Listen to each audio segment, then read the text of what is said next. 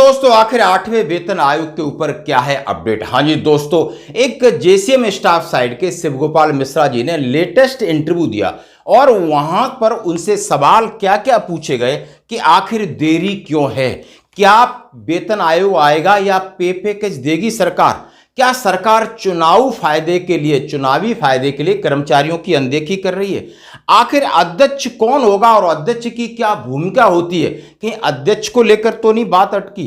फिर आप हड़ताल का प्लान कर रहे हो कि 19 सितंबर को हड़ताल करेंगे, आखिर क्यों, और इसके हिसाब से क्या हो सकता है फिटमेंट फैक्टर, कितना बेसिक जो मिनिमम सैलरी 18,000 वाली क्या 50,000 तक पहुंचेगी, टर्म्स ऑफ रेफरेंस कैसा होगा और डॉक्टर एकॉर्ड फॉर्मूले में क्या बदलाव होगा और उसकी घोषणा कब तक होगी। यानी इतने सारे सवाल, लगभग 10 सवाल उनके सामने रखे और 10वें सवाल का उन्होंने किस तरीके से जवाब दिया वो मैं आपके सामने रखना चाहता हूं।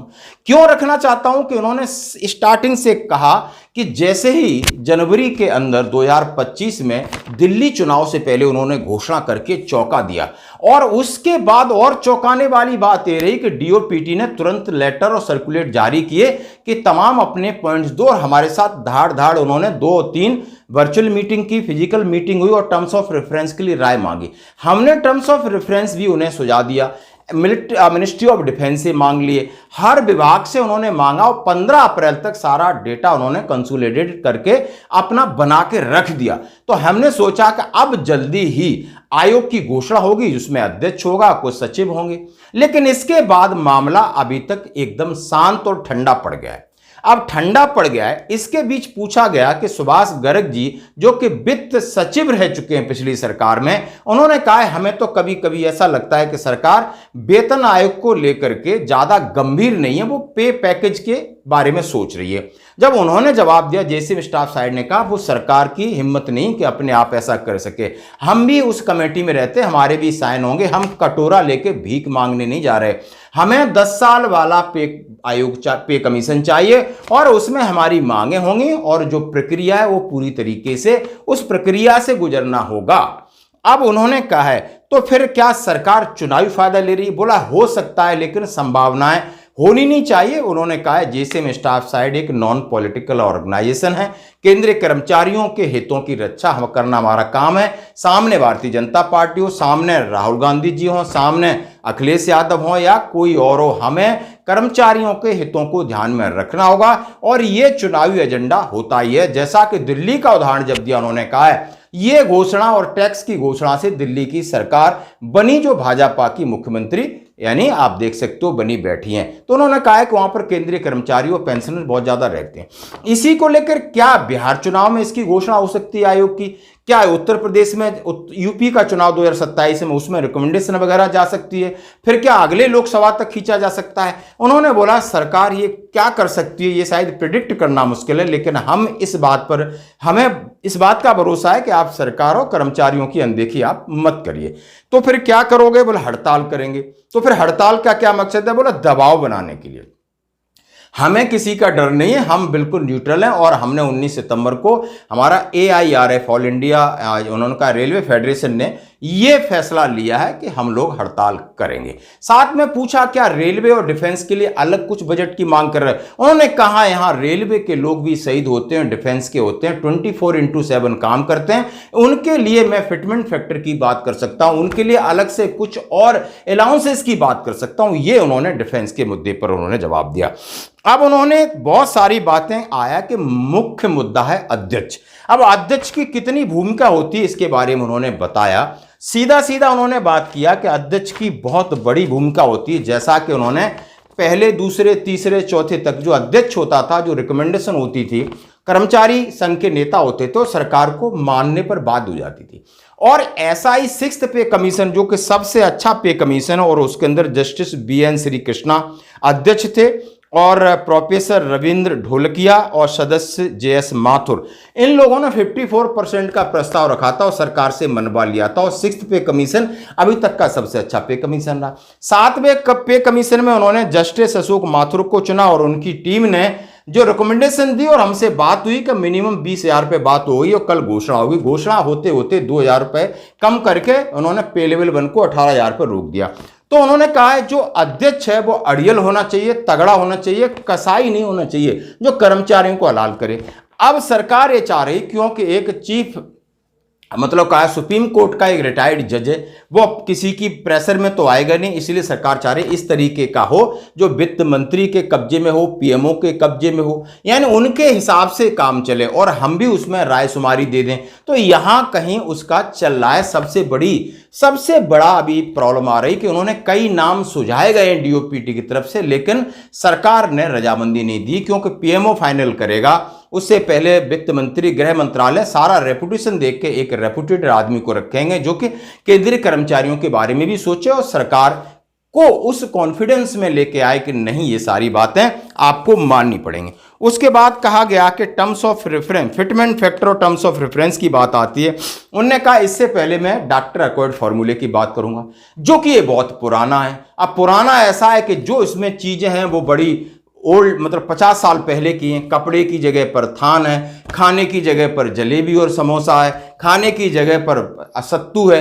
अब आजकल सारी चीज़ें स्टैंडर्ड की हो गई हैं, सब चीज़ें उस हिसाब से डॉक्टर अकॉर्ड फार्मूला बहुत पुराना है, इसके जो मापदंड हैं वो बदले जाएं। टर्म्स ऑफ रेफरेंस में उन्होंने कहा है, जो हमने कहा है कि जो फैमिली मेंबर की स्ट्रेंथ को बढ़ाया जाए, और उन्होंने कहा है तमाम जो चीज़ें आप शामिल करोगे उसके बाद टर्म्स ऑफ रेफरेंस का नोटिफिकेशन होगा, उसके बाद हम आइडिया लगा सकते हैं कि आखिर फिटमेंट फैक्टर क्या होगा। ये सारी बातें की घोषणा उन्होंने कहा है कि सरकार के ऊपर दबाव बनाना पड़ेगा, सरकार इतनी जल्दी घोषणा नहीं करेगी। फिर उनसे पूछा गया क्या आप ये बताने की कृपा करेंगे क्या हो सकता है कि फिटमेंट फैक्टर 3.26 हो सकता है, 2.86 हो सकता है। तो उन्होंने कहा ये मुंगेरी लाल के हसीन सपने, लेकिन आपको सरकार रिकमेंडेशन भी कर दिया जाए लेकिन सरकार शायद स्वीकृति ना करे, सरकार अपने हिसाब से स्वीकृति करेगी।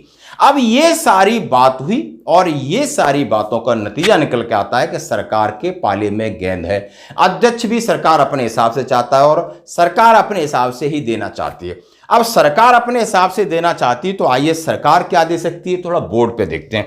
बोर्ड पे हम आपके सामने रख रहे हैं, ये सामने बोर्ड है, हम पूरा नहीं बताएंगे, लेकिन हम ये बात कर रहे हैं कि जैसा कि जितने वित्त सचिव हैं और जितनी फाइनेंशियल जो कंपनी जिस तरीके के एनालिसिस और सर्वे करती, उन्होंने अपने आंकड़े कहा है। उन्होंने कहा है कि फिटमेंट फैक्टर 1.85 से लगाकर लगभग उन्होंने 15%, उन्होंने 30% तक बढ़ोतरी की बात की है। यानी 30% से ज्यादा बढ़ोतरी नहीं होती। यदि हम 30% बढ़ोतरी मानते तो 2.1 हमारा फैक्टर होता है, जो कि 2.09 दिख रहा है। 25% बढ़ोतरी होती तो 2.0 या 2.01 होता है। 20% बढ़ोतरी तो 1.93 या 92 होगा। अब ये 0.1 प्लस माइनस में इसलिए कर रहा हूं कि आगे डीए कितना होगा, और 15% मिनिमम है तो 1.85 का फिटमेंट फैक्टर होगा।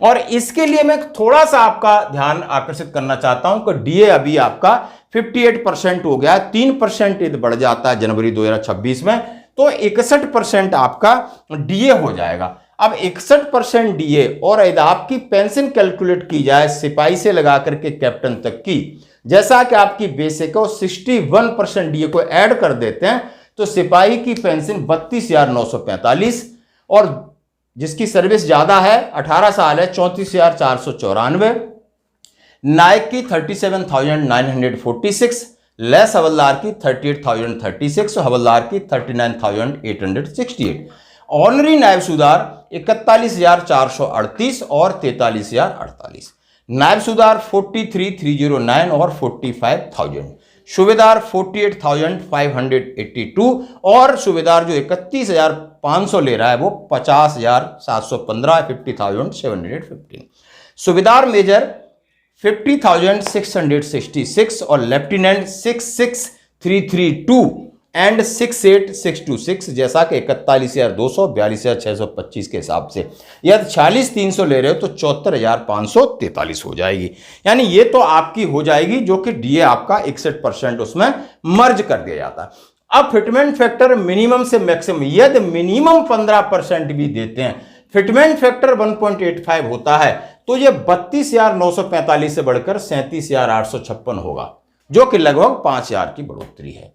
और मैक्सिमम बढ़ोतरी 30% जाता है तो 10,000 की बढ़ोतरी 42,767 के आसपास जाता है। इसी तरह आप नायक 43,602 यानी 37,946 से बढ़कर 43,602 और मैक्सिमम 49,259 या 49,259 यानी 6,000 से 12,000 बढ़ेगी।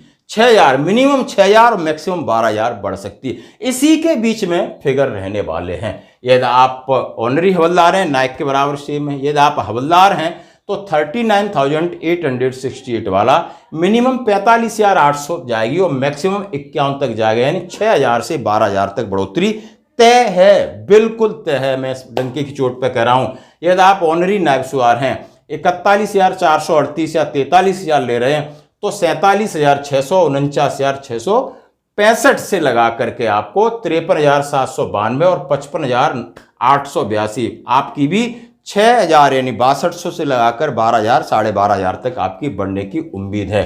पक्के नायब सूदार हैं 43,309 और 45,000 वाले हैं, उनकी मिनिमम 49 और 51 लगभग 50,000 मिनिमम इनकी होगी। तो आप समझ सकते हो 6.5 से 12.5 यानी 56,221 और 58,415 तक पहुंचेगी। ये और बीच के फिटमेंट फैक्टर हैं जो आपको 20% और 25% और 30% बढ़ोतरी दिखा रहे हैं। इससे ज्यादा सरकार आगे नहीं बढ़ सकती, ये बात पक्की है। रिकमेंडेशन कुछ भी हो, यदि आप बात सुबेदार की बात कर रहे हो जो 48,582 है या 50,715 पर मर्ज होने के बाद जाता है, तो 48 से 55,800, 50,000 से 58,000 यानी 8,000 से आगे मैक्सिमम 63 और 65 यानी 7,000 से 15,000 तक की बढ़ोतरी दर्शा रहे हैं। इसी तरह एसएम साहब है, मिनिमम 8,000 से 17,000 जाएगा, लेफ्टिनेंट 10,000 से 20,000 जाएगा और कैप्टन 11,000 से 22,000 तक जाएगा। इसी तरीके से सर्विंग सोल्जर है उनकी बेसिक पे बढ़ेगी, एमएसपी बढ़ेगा और अलाउंसेस बढ़ेगा। फिटमेंट फैक्टर क्या हो सकता है आपको कमेंट्स में देना होगा, या चलो ऐसे लगा लेते कि कितने परसेंट बढ़ेगी 30। प्लीज इसको एक बार जरूर कमेंट्स करें ताकि लोगों को पता चले कि सरकार का जो दिमाग में क्या चल रहा है ये निकालना जरूरी। धन्यवाद।